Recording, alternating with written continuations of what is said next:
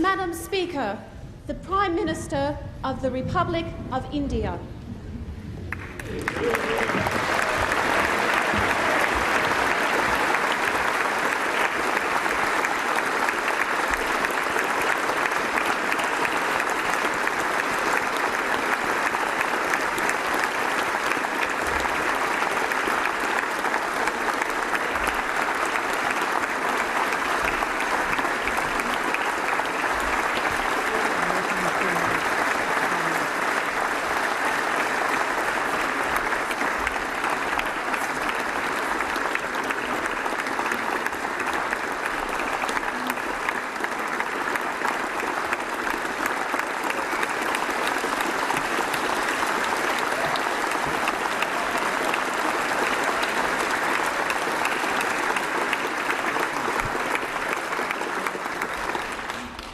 Prime Minister, I welcome you to the House of Representatives chamber, and your address today is a significant occasion in the history of this House. I now call upon the Honourable the Prime Minister. Madam Speaker, Mr. President, it is long overdue for an Indian Prime Minister to address this Parliament, given that the leaders of the United States, China, Indonesia, Britain, Canada, Japan and New Zealand have already done so. But I am personally delighted that this omission is at last corrected. It is fitting that in the home of our democracy we should be addressed by the leader of the world's largest democracy.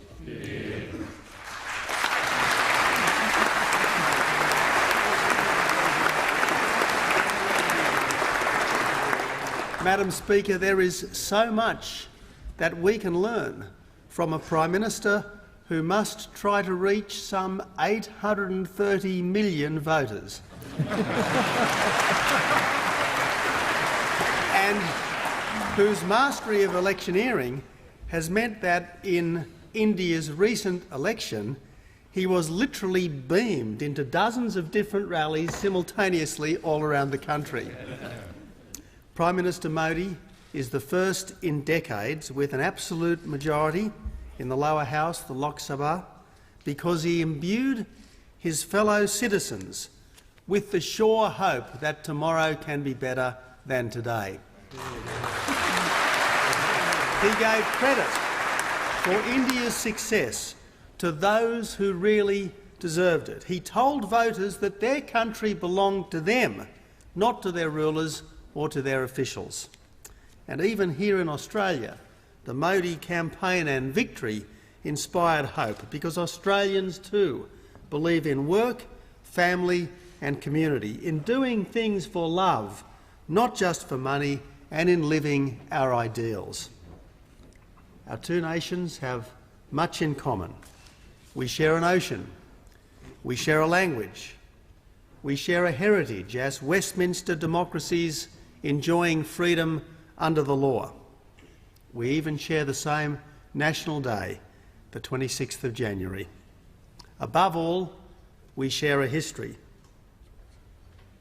Way back in 1795, the very first cargo ever to be shipped out of New South Wales was mahogany and cedar bound for India. In the Gallipoli campaign that forged our nation, 5,000 Indians fought by our side, and Prime Minister Modi made a splendid presentation to me at the War Memorial this morning in their memory. The Australian Army and the Indian Army were brothers in arms at the Siege of Tobruk. As part of British Empire forces, our soldiers shared the tragedy of Singapore and the triumph at El Alamein. Australians admired the way India won independence, not by rejecting the values learned from Britain, but by appealing to them, not by fighting the colonisers, but by working on their conscience.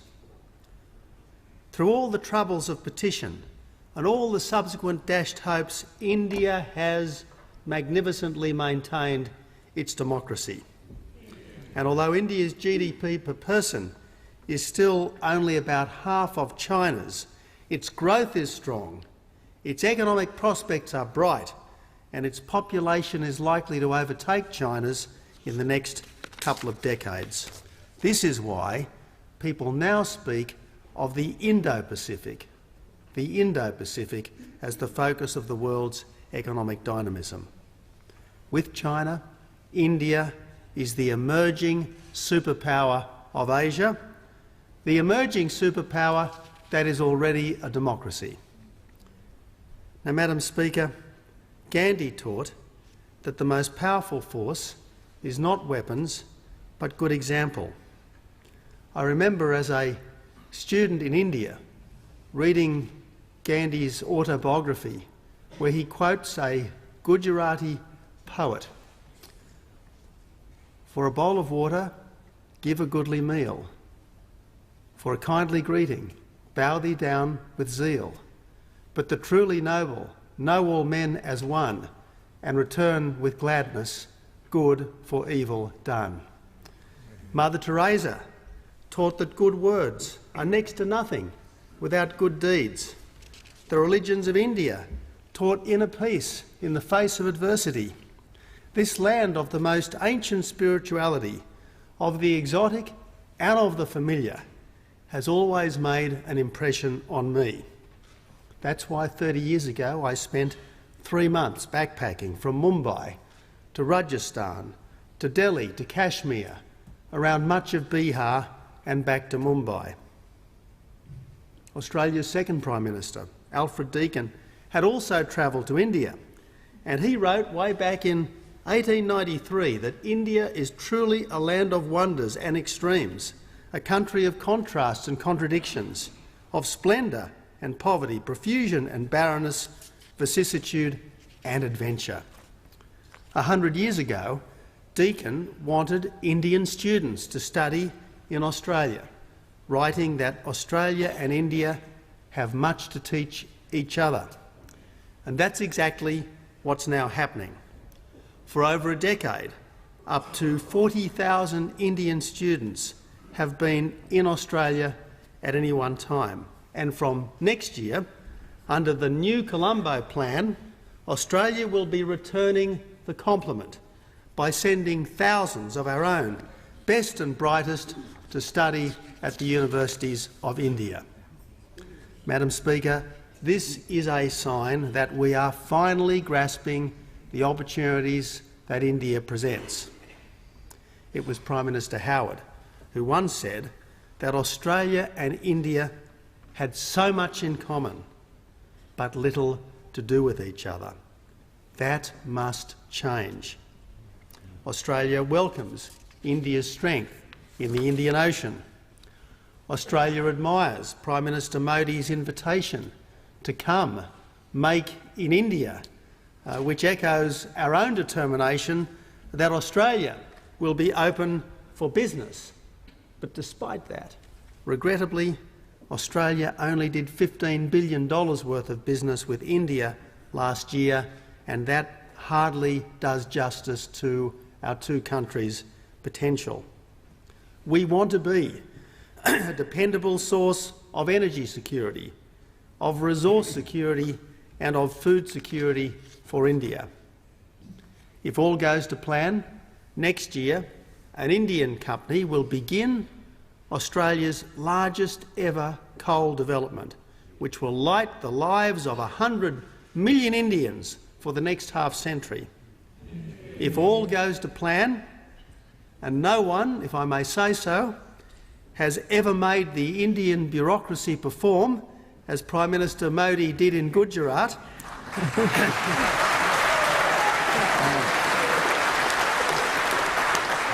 by the end of next year we will have a free trade deal with what is potentially the world's largest market. And I want to make this declaration here in this parliament. There are two can-do Prime Ministers in this chamber today, and we will make it happen. And if all goes to plan, Australia will export uranium to India, under suitable safeguards, of course, because cleaner energy is one of the most important contributions that Australia can make to the wider world. Now, Madam Speaker, geologists believe that somewhere between 130 and 300 million years ago, Australia and India actually shared the same landmass. We were, so to speak, joined at the geological hip. We cannot change continental drift, but we can ensure that we are closer friends and partners in the future than we have been in the recent past. I have never seen any leader as rapturously received in this country as Prime Minister Modi has been.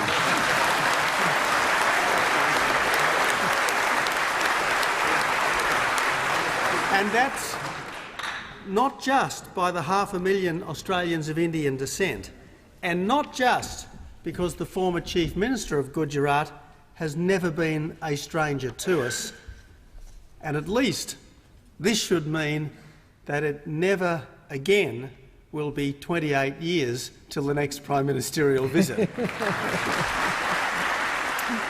Madam Speaker, the cheering crowds sense that there is a natural affinity between Australia and India, a natural partnership for peace and prosperity, and they want us.